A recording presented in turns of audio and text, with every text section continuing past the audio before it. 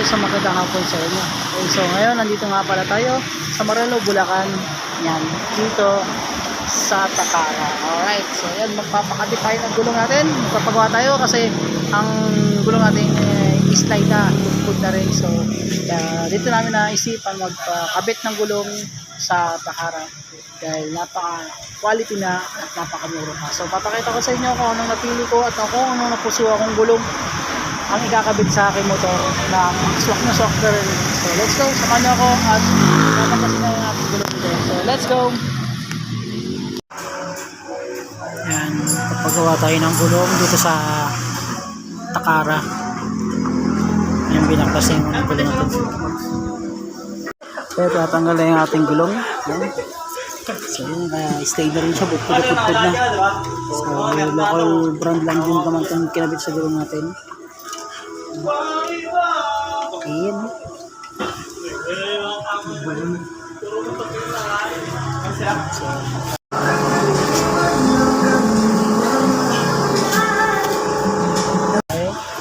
So ito nga palang napili kong ipalagay sa motor ko.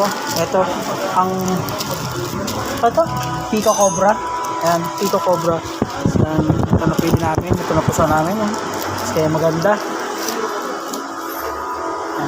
So ang pinakabit namin ay ang dual sports na ang size is 180 by 14 tapos 9080 by 14 din.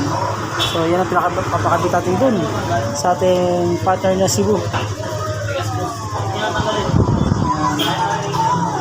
So sana nakapos na dun sa ang ating. So let's go.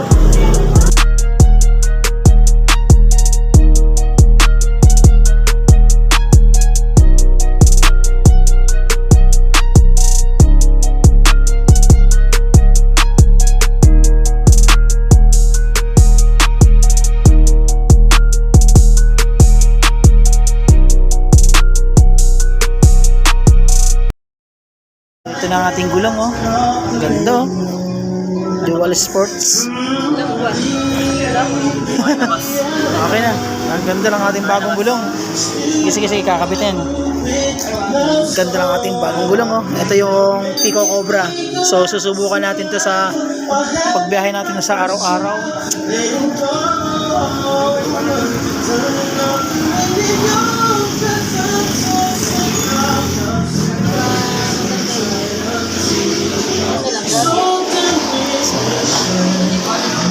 Natin, kakapogi naman natin dual sports na Pico Cobra. Yan, so bago na ang ating gulong. Yan, Pico Cobra yan.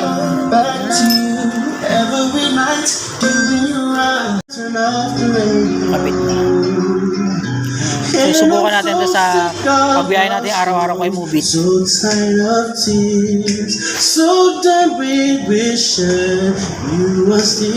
Tapos na rin itong ating paglikod.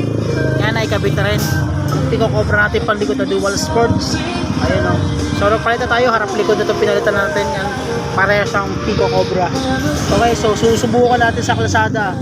Ang ganda at ang quality na itong Pico Cobra na to. So let's go na. Nakamit ang ating gulong. Ayan. Balik sa forma na ulit siya. Okay, so let's go. Peace out.